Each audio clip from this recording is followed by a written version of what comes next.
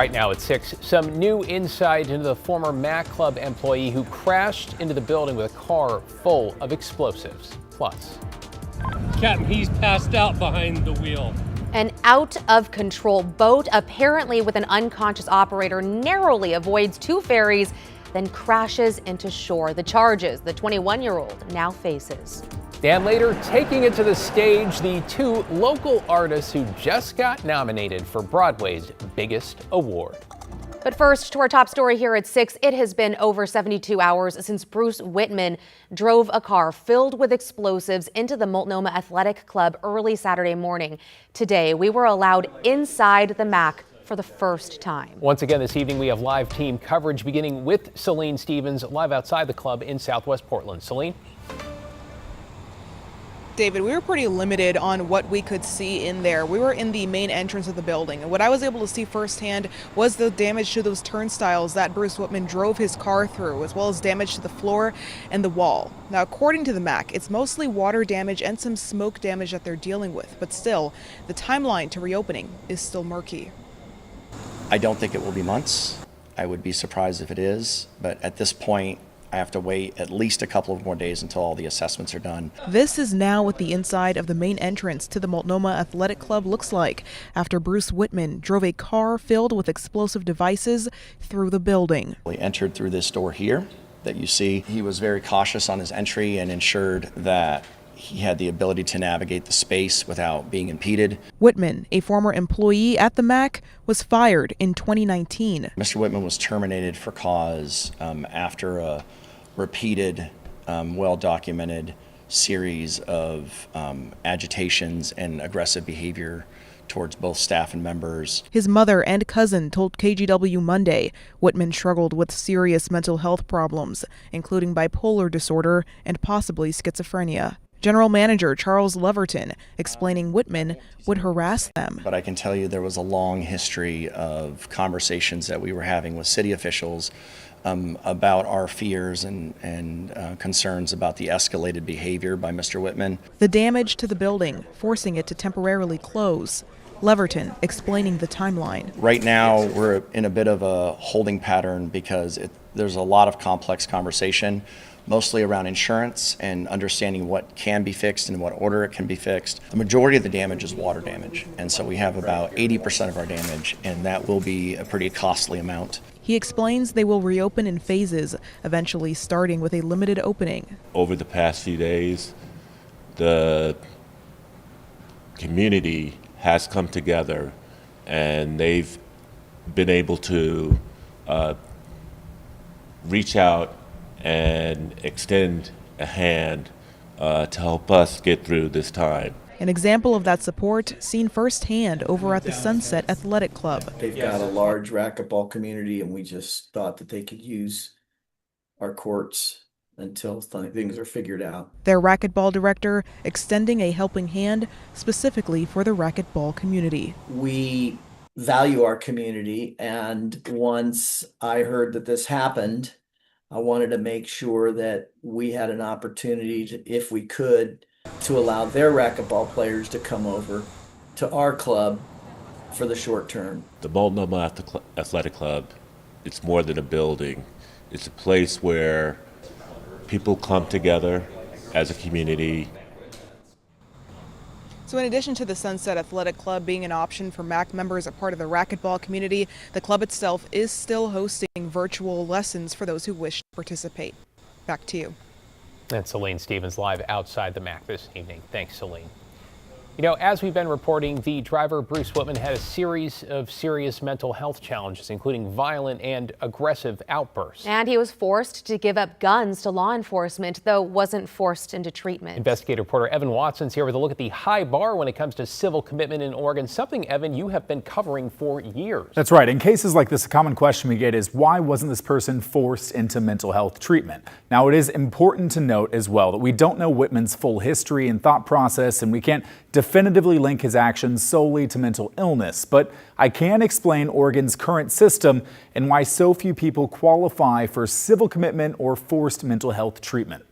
In the days after an early morning car bombing at the Multnomah Athletic Club, local leaders pointed to Oregon's mental health system. And it's another sad example of where we need a system that serves those that are suffering from mental illness in a way that is more long-term, more in-depth. I really believe we need to do more than what our civil commitment laws currently provide. Civil commitment forces people into mental health treatment.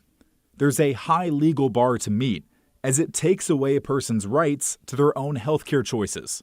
More than 90% of mental health holds in Multnomah County don't meet the legal criteria. On the other hand, a feature of a lot of these mental illnesses is that you don't think you have a mental illness. And so to rely on voluntary engagement when a feature of the mental illness is you don't think you need help is really problematic as well. For years, KGW has shared stories of families who struggled to get their loved ones into treatment.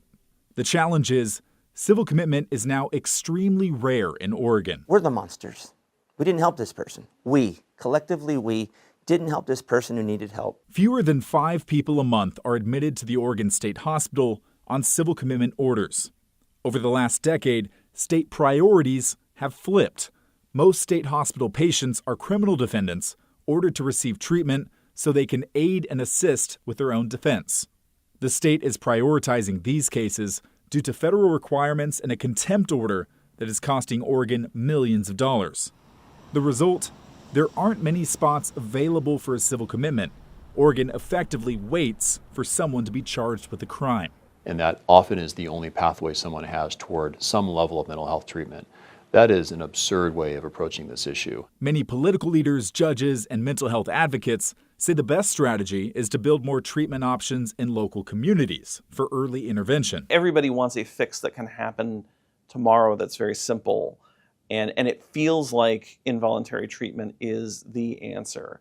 But the reality is that we need to build out our voluntary treatment. But that relies on people voluntarily accepting mental health treatment. Bruce Whitman's family members and Portland police say he turned down treatment referrals, calling his death a tragedy. Interesting point there about quick solutions. I mean, there's nothing quick about this, right? You know, we also touched on a new Oregon law yesterday, one that lowers the bar for civil commitments to make it easier, though it's still a standard, Evan, that's pretty hard to meet. Yeah, absolutely. Instead of requiring imminent danger to themselves or someone else, this new law change allows a judge to look either at past behaviors or future behaviors, potentially opening up access there. But I also want to take a moment to explain how this civil commitment process normally works. It starts with a mental health hold. A family or community member might report their concerns, and say a police officer could take someone to a hospital for evaluation. Then a doctor decides whether or not to file a notice of mental illness. That NMI would trigger a county investigator coming to talk to the patient within 3 days and making their own decision. The last step would be a judicial review, a hearing where a judge decides if a person meets all the legal requirements for forced treatment for up to 6 months. I appreciate you laying it out like that. But Evan, also yesterday you mentioned that even if this new law means that more people could be committed, there's another problem apparently at the state level. Right. The Oregon State Hospital simply doesn't have the space. With that priority on aid and assist patients because of the federal ruling and the contempt order and the fines associated, the question becomes, even if more people get access to the civil system, where would they get treatment? It's another aspect of this process that I'm working on with another story in the works to come. Many more to come, as we said. Thanks for staying across this. Appreciate it, Evan. Thanks so much. Okay, now to an update on another really difficult story. A medical assistant accused of child sex abuse and human trafficking appeared in court this afternoon. Chad Hartley was arrested last week in connection to an investigation involving a pediatrician also accused of sex abuse. Police say Dr. Michael Wilmington of La Center hosted so-called sleepovers at his home where at least one child was sexually abused. Court records show Wilmington worked at Kaiser Permanente's Salmon Creek Clinic. The health system says it fired him immediately after learning of the allegations and is now cooperating with police. Wilmington was found dead Saturday from an apparent suicide, 1 day after a warrant was issued for his arrest. A reminder, if you or someone you know is a survivor of sexual assault, know that help is available 24/7. One resource, the National Sexual Assault Hotline, 800-656-4673 or 800-656-HOPE. In your headlines, during a presentation to Clackamas County leaders, Portland Mayor Keith Wilson said the city has thousands and thousands of empty affordable housing units. 7.4% of our entire portfolio, 22,000 units, are empty today.